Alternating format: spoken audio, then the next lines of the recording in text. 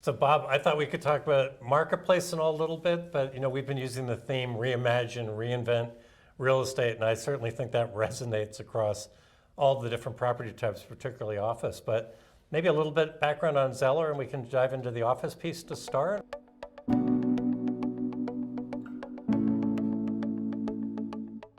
The theme of reimagine and reinvent was present prior to COVID, but it's even more important today because I think what we've learned through this is that change is speeding up, and how people think of change is such that we need to embrace it constantly to stay in sync with how people are working. We thought that prior to COVID that the amenities race wars were the tip of the spear, and that we couldn't imagine that there would be anything else that we would do. What we found out through COVID is everyone now wants us to recreate their cozy home in the offices, and that means they want to bring home to the office now. Right. So we need to rethink how we're doing things yet again, and so change is constant.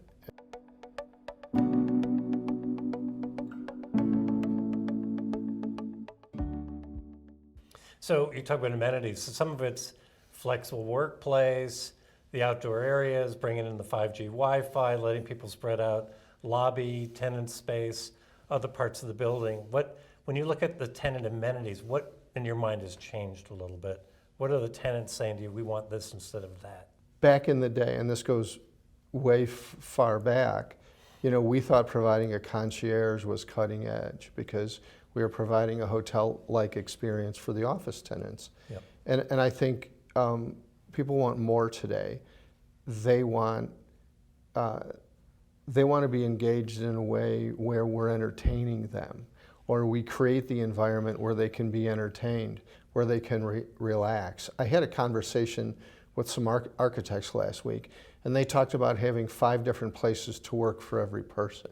That you want to work in 5 different places. You want to have your private office that you can go work exclusively and focus on things. I actually thought about a phone booth and how sometimes I want to return phone calls and I don't want to be disturbed, and I want to make 20 or 30 calls and I want to take notes. I'd rather be in a phone booth in another area where people can't find me. And then there's the art of collaboration, working with other people, talking with other people.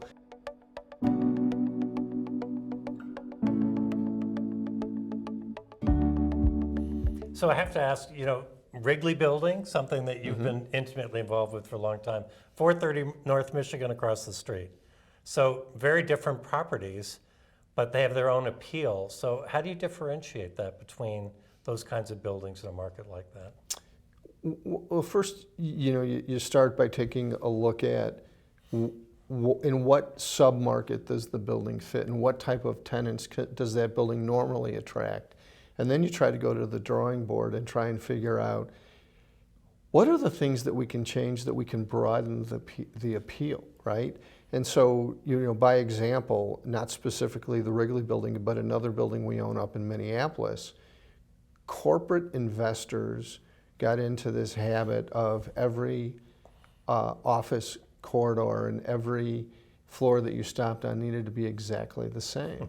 Right. And what we found out was you could create an eclectic office floor where it was a traditional building, but it spoke to a tech tenant. And you provided the amenities that a tech tenant was looking for, where normally someone would look at a building like that and say, oh my goodness, it's too institutional, you'll never be able to attract them. I think so many times when you're in your office space, it's the environment you create and what it looks out at, and what are the types of things that you can create there, the light and the air in the courtyard. And that's another reason to be downtown, right? Because you have the life, you've got the restaurants, you've got the events, you've got the Wi-Fi to do whatever else. I balance it off against people's concerns about safety and security, and how you wrestle with that as an issue, whether it's Minneapolis or Indianapolis or Chicago or other places. Well, we as office building owners need to be partners with the city that we operate in terms of providing them access to our security cameras, to be able to be not only proactive, but to be able to deal with things after the fact. That's what living in a modern city is all about.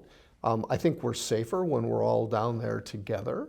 We just have to convince people that taking public transportation is safe. I mean, there's still, it seems to be a fear against that from that standpoint. So I have to ask, high performance building's a big topic. We've got our building performance programs. You've got GRESB and you've got green benchmarking for the buildings and all the rest. When you look at that as value creation, how do you look at that across the Zeller portfolio?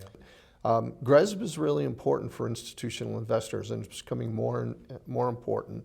So much to the point that if you don't track your GRESB score, you won't be able to get the capital to invest as an investment shop.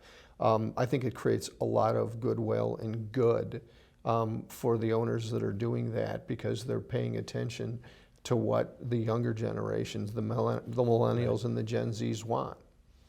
My goal as a father is to leave the world a better place than what I found it, and I think that's it's incumbent upon us to do that.